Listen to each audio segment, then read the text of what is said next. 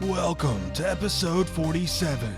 Hey, this is John Lee Dumas of EO Fire, and you're listening to Who Did That Voice, where we take an in-depth look at voiceovers. It's a new year, and if you're like me, you are already thinking about warmer weather and taking that getaway to that tropical or exotic destination.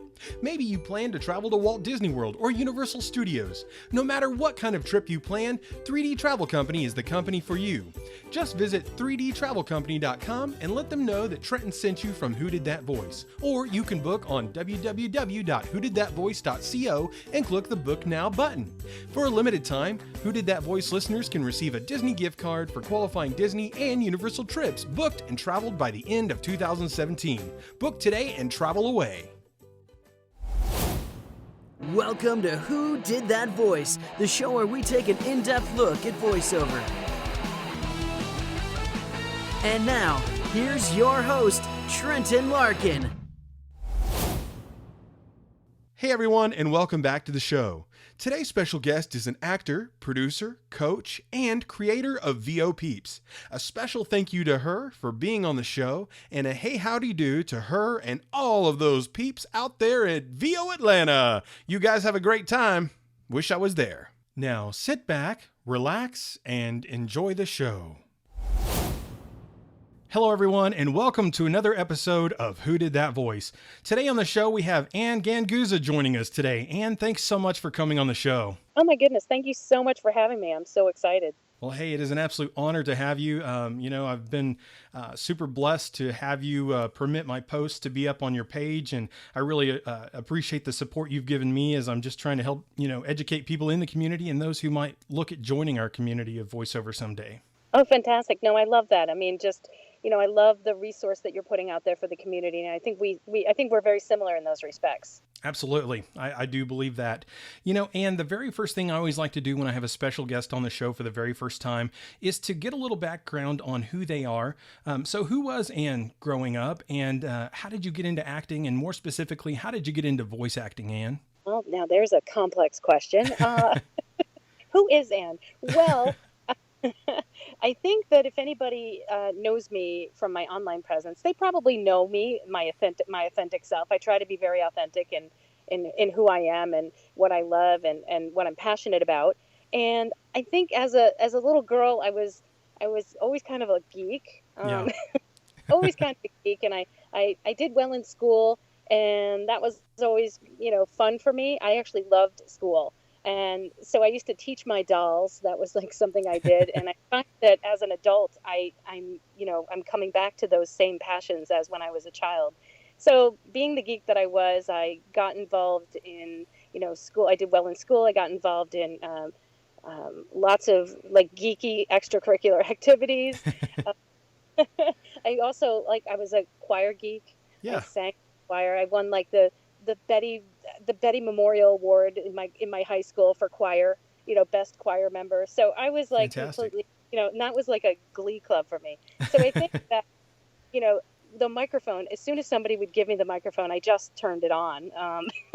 And I just found that I just came alive when I had a microphone. And then I went to college because I did well in school. I went to college for engineering. I got a degree in computer graphics engineering, which is not voiceover. Yeah. But I started off working for the corporate world for an orthopedic firm doing prosthetic knee and hip implants. So I would design them, and I had a great time doing that. Did that for 5 to 6 years and was really involved in computer graphics engineering and really loved the whole creative visual spatial thing. And then I got hired by the person that would be my boss for the next 18 years to work for a school. And he asked if I would teach computers at night. And I thought, well, I've never taught before. And I said, well, I love computers and I'm passionate about it. So let me teach. And so I started teaching night school and found that I absolutely loved teaching. And then I ultimately became full-time at the school. but not as a teacher. Actually, I was teaching in that capacity, but I really had the best of both worlds because he hired me to be in his tech team, in the IT department. So we were very fortunate at the time to have a really great budget for technology and IT, and we got to pretty much play. So if I was a geek and I loved technology, we had the money that we could buy equipment that would benefit the kids, of course, and really play around with the bleeding edge of technology. And I really, really found that I loved what I did for many years. I worked there for 18 years after that. And I taught night school. I taught during the day. I taught at night. Just found my love for teaching, found my love for technology. And towards the end of my career there, when voice over IP became big, I started installing voice over IP phone systems for people. And at the end of my installs, I would tell everybody that their phone system was ready and they just needed to record their greeting. And that's when everybody said, "Oh, no, you'll do that." By default, because I was the project manager, I was the one that recorded the welcome greeting and the menu tree and all that. And I found that I really, really loved it. And, after a while, people just, would call me up and say, "Wow, you're that voice on the phone system." And yeah, well, you sound really professional. So I thought maybe there's something to it. And I started looking into the industry. And there's actually like a career that, people use their voice and they get paid for it. So I started doing voiceover part-time while I worked in corporate IT. And just that's basically how I got my start. Did my due diligence, studied with a great coach, and got my first demo out there, started marketing myself part-time. And then when I moved to the West Coast in 2008, I decided, well, I'd been in IT for about 20 years and, kind of been there, done that, loved it, and was ready to just pursue voiceover full-time. Well, that's fantastic, Anne. I really appreciate you diving into your background. And it sounds like you kind of fell into voiceover in essence, but it became a passion and a love of yours that was unexpected. Absolutely. And I think more so, not even more so, but equal to that was the fact that I was my own boss. I mean, for, all my life I was working for somebody else. And while it was great to get a paycheck on a steady basis, when I moved out here and started, doing full-time voiceover, it became my own business. And that to me was so amazingly thrilling and challenging. And I found that I really just love the business aspect of working for myself. And now it's like, I don't think I could ever work for anybody again. Oh, I totally understand that. Yeah, with a lot of hard work and passion, though, it's become, it's my favorite thing to do. And I think that that's the way everybody should feel about their career. Absolutely. Well, you ended up becoming an IT individual who went into voiceover and ended up realizing you were becoming an entrepreneur at the same time. Absolutely. And that's the thing. Like, nobody thinks about voiceover in terms of like voiceover entrepreneur. Yeah. It's really, a lot of people just think of voiceover as voiceover, but I'm like, no, I'm a voiceover entrepreneur. How cool is that? I just think Absolutely. it's great, although I'm a hard person to work for.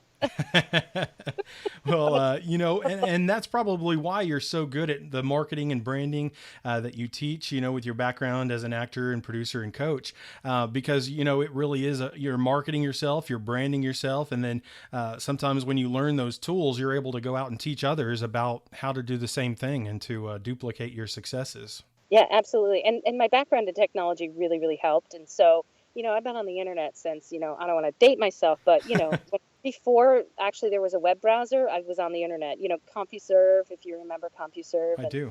Archie and Gopher. And I just have been an internet geek, like, since the beginning of the internet. And I just, what I loved about it, and again, here comes the teacher, part in me, I think, coming out, is that I love the internet because it was just a wonderful network of people sharing resources, which, interestingly enough, guess what I have now? A global networking group called VO Peeps, where we share resources. And, as we mentioned before, I think you and I think alike in terms of, creating resources that can be shared by others in this community. And it really gives us a sense of, I don't know, it just gives me a great feeling to be able to provide resources for other people and to help people out. And that's just kind of how I like to run my business. Well, that is wonderful to hear, Anne. I really do appreciate you sharing everything about your company, in essence, that you built. It is a company, isn't it, VO Peeps? It is. It's like a side. It's one of my side companies, yes. Okay, awesome. Well, and with VO Peeps, where did that name end up coming from, Anne? Well, interestingly enough, when I moved from the East Coast to the West Coast, I didn't know anybody out here. And I was like, well, I really wanted, I missed teaching and I wanted kind of a group to lead. And when I first got out here, I ended up going and studying with, doing a couple of group workshops and taking classes. And I met a bunch of people that I became close friends with. And, one night after we had all finished our class, we decided we'd go out for dinner. And that's what kind of, prompted the idea to just have like a monthly kind of, well, we should go out to dinner every month and talk about how we're doing in voiceover. Because while we took voiceover lessons and I made a new demo when I got out here, it was kind of like, well, now what do we do? How do we, how do we get somebody to hire us? And Yeah. so, my group of friends became like this group of friends that we would continually see each other. And we decided to go out to dinner. We met at my house. We just did it on a monthly basis. And then I thought, wow, I could really make this into something bigger because I had had the experience. I had done distance education, distance learning, working for the school. And I thought, well, I know how to do this and I get the internet and I could really make a difference. And that to me is what really attracted me to creating VO Peeps. And VO Peeps, because they were my friends, it originally started as a small group of friends. They were my peeps. And the VO Peeps after that. That's awesome. I love where that originated from. It's fantastic. Thank As you. far as VO Peeps name, so I guess you kind of answered that too, like why you started VO Peeps, but just kind of to kind of keep in touch with everyone and to network, which is a fantastic idea. And the name is so catchy and it is really cute. Thank you. I love it. Thank you. Really So proud. I'm really proud of my VO Peeps. was the VO Peeps thing before Twitter or was that after? That was right before Twitter. Right before 'Cause Twitter. So you actually, you should talk to Twitter and say, look guys, you kind of took my thing. Okay. maybe it was synonymous with Yeah, Twitter. it was synonymous. I will tell you the bird, the bird also came out because that's my nickname. Yeah.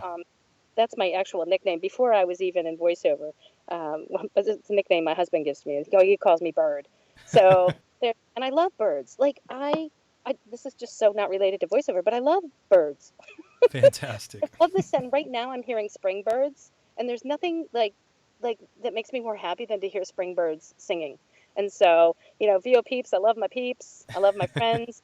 I love birds. It all kind of just came together. Well, you say it's not about voiceover, but the show isn't just about voiceover. It's about getting to know the insides and outsides of our special guests. So that's wonderful. It's a little tidbit maybe someone else hasn't had before. Now everybody's going to call me Bird. I will still call you Anne. Okay, thank you. Well, Anne, so what I want to know is, when you started VO Peeps, how quickly did it grow or did it take time for it to grow?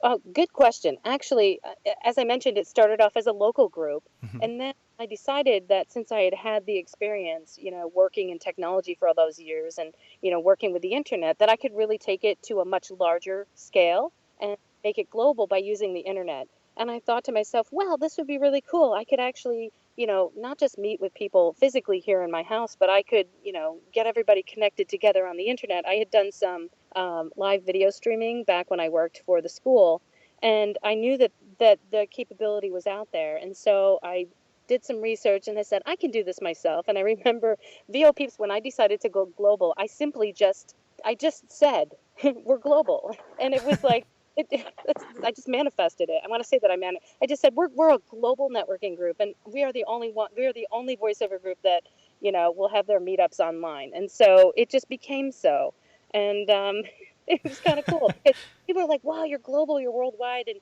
and we grew into that, but because I just had at the time I just said I want to make this global, I want to make these resources available to everybody because I have the technical know-how to do that.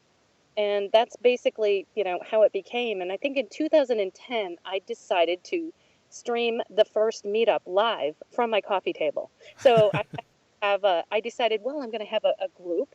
We're going to be at the house, and then I'm going to ask somebody to speak that's in the industry because, this would be great. And then I can actually stream that live out on the internet. So in 2010, I became probably the only person I know at the time to stream a meetup with a guest director or a guest live on the internet. Wow. I mean, so you were kind of a pioneer woman in that industry then. I like to say that. That's awesome. That is super amazing. I like to think that I'm on the bleeding edge of technology. But interestingly enough, I did it with a laptop, and I will say to you that I did it with a snowball microphone, Wow. a webcam. I mean, that's how simple it was Yeah. um, to begin with. And then ultimately over the years, I expanded my technology, and now now part of my Peeps group is to, deliver educational resources and workouts to, people locally and globally. And I do that, now with a more expanded setup. That's fantastic, Anne. I'm really glad to hear that. I mean, it's just some of the technology you're referencing shows how far your group has come and how far they have advanced. And I believe you started VO Peeps, you said in 2009 earlier when we were talking. Is that correct? 2009. Yep. Okay. Wow. Well, that is awesome. So you guys are coming up on the 10-year anniversary here pretty quick. It's just been an amazing ride, and I just love how we've progressed over the years, and we've just become a large group that just is able to connect and share resources. And I couldn't be more proud, because we are, you know as voiceover artists, a lot of times we're isolated. I do a lot of my work from my home studio, and I don't get to see people. I'm not at the water cooler anymore. Well, my peeps are my water cooler work buddies. Yeah. And so, the water cooler is, my Facebook group. So that is our water cooler, and we get to, kind of, get together and share things and share resources in that way. And so it really helps me to, to have joy in this career. Because if I were just me, sitting in my padded booth talking all day, it could get, a little crazy. you know, A have a padded little room with a microphone. microphone. So I need to have a little bit of social. I need to be able to interact with other people, and VO Peeps was one way to do that. That's fantastic. Yeah, I know. I love socializing too. And, speaking of socializing, Anne, what is your social media so people can reach out to you, whether they have questions or they want to join VO Peeps, or how do they get in touch with you? Well, first of all, thank you. VOpeeps.com, and I'm so excited because, as I was telling you right before we started the podcast, I just upgraded to my new VO Peeps website. Just got a new rebranding, Super and awesome. my Peep is refreshed, and and I'm so excited. And I've got some really great opportunities available now to VO Peeps. So VOpeeps.com, and what I'm launching actually this week now is something called the VI Peeps Club Educational Membership. And what that does is it allows people to have access to my previous workout archives online through a private membership area. And so I have had, over the years, I've had the opportunity and the good fortune to have some amazing guest directors that are top-notch industry professionals for my workouts. And so VIP members will have access to that. And so I'm super excited to kind of launch that. And thank you. You just gave me a little platform to do that Hey, you're welcome. this week, as well as, just my normal workouts, which I'm so excited this year. We've got some wonderful people coming up. Next month after VO Atlanta, I've got Dave Fenoy coming up as a guest director, Debbie Derryberry, Jody Gottlieb, Mark Cashman, oh my goodness, David Lawrence. So these people are coming up.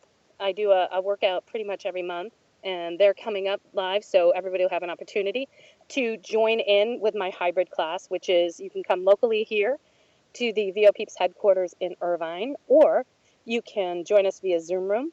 And so I basically will have the classroom integrated. I have 3 cameras. I have, all different microphone sources. And so I really try to make the experience a truly educational, immersive experience, so that if you join via Zoom room or if you're here locally, you get the same experience. And it's a valuable experience where you can interact with both the guest director and with other members of the class. So I'm super proud to be able to offer that. Well, it's very obvious that you're very passionate about what you do. I can hear it in your voice, and I love the enthusiasm you have, Anne. Thank you. I have a quick question for you. Talking about VO Peeps, do you give out peeps at your meetups? When they're in season, yes. I give it candy. I just was like, that is so iconic. I was like, I wonder if she does that, because I was like, that is, if she doesn't do it, she needs to, because that would just be funny.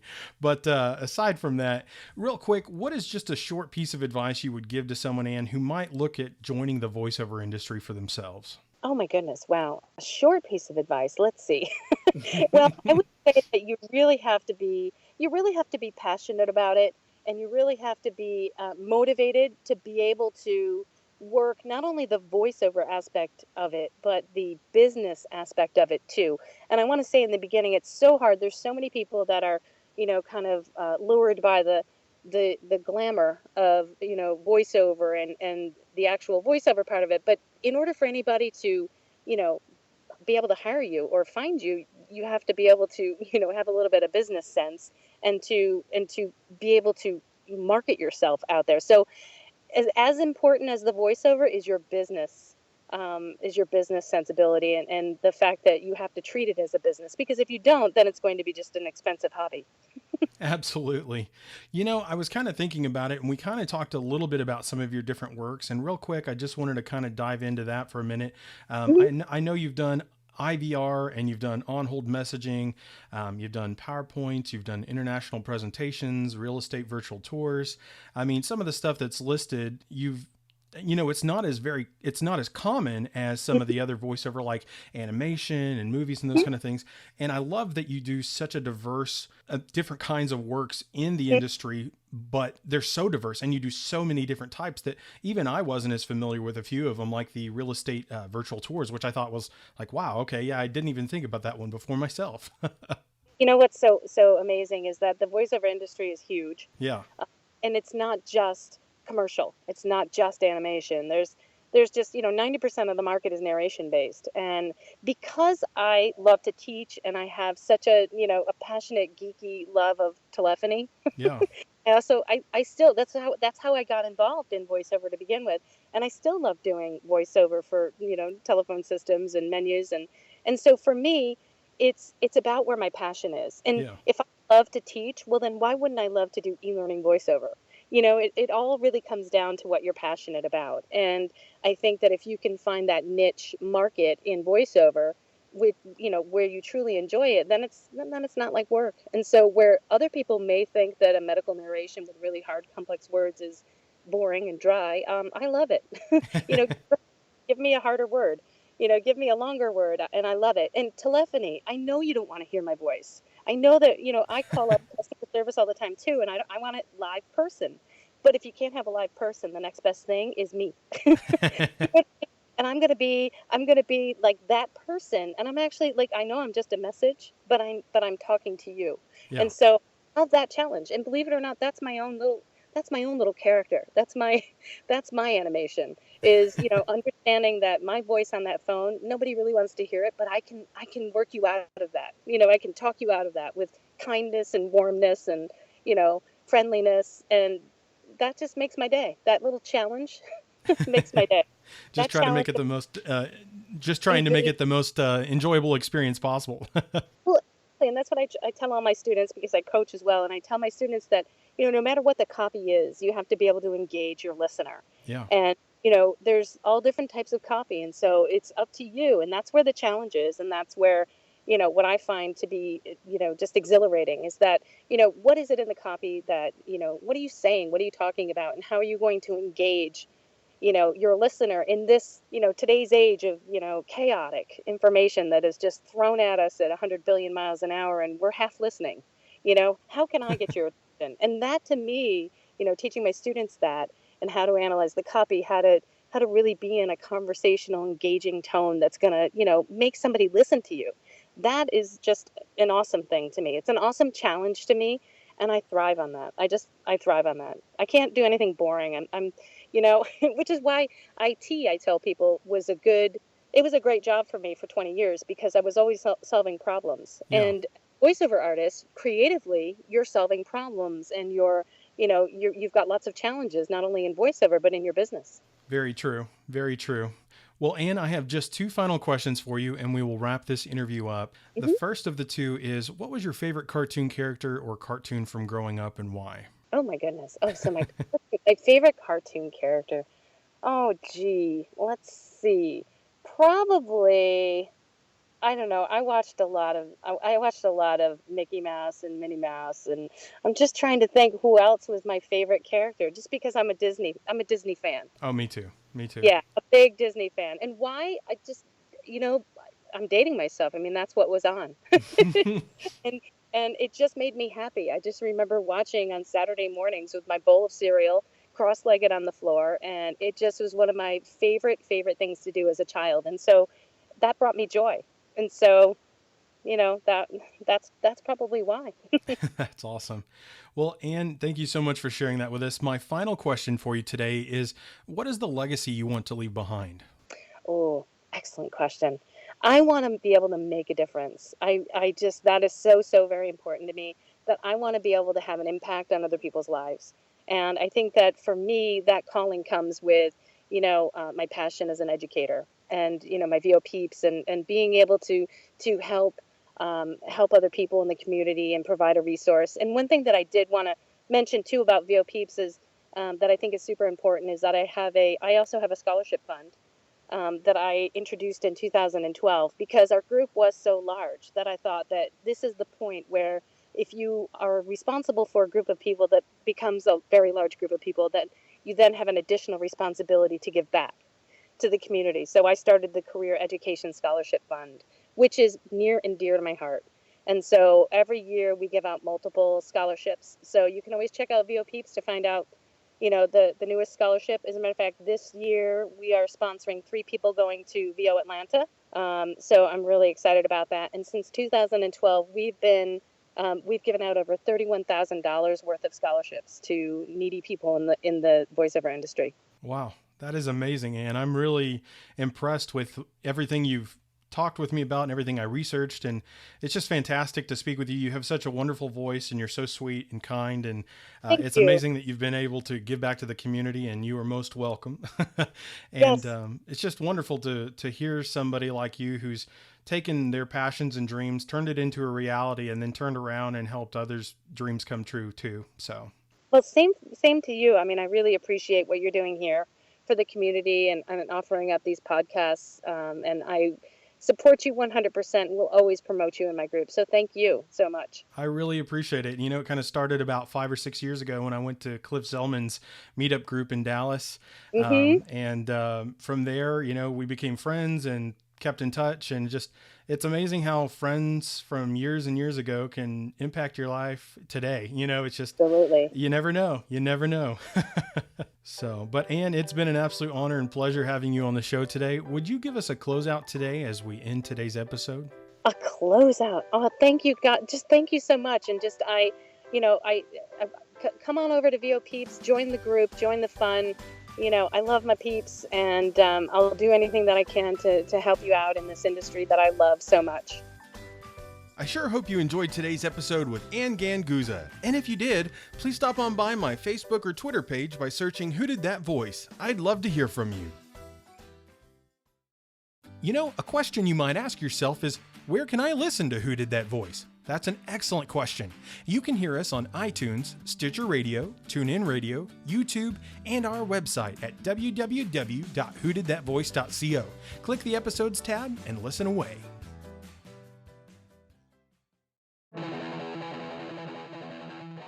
Well, everyone, that's all the time we have for this episode. Join us this Friday for our next special guest, Bill Ratner, the voice of Flint from G.I. Joe. You won't want to miss this episode. Hey, do you ask yourself who did that voice? Well, if you do, go to our website, www.whodidthatvoice.co, and click on the Episodes tab. Choose an actor, pick their name, and see pictures from the different characters they voiced in their career. Thank you for joining us today. We'll see you next time for more discoveries on Who Did That Voice.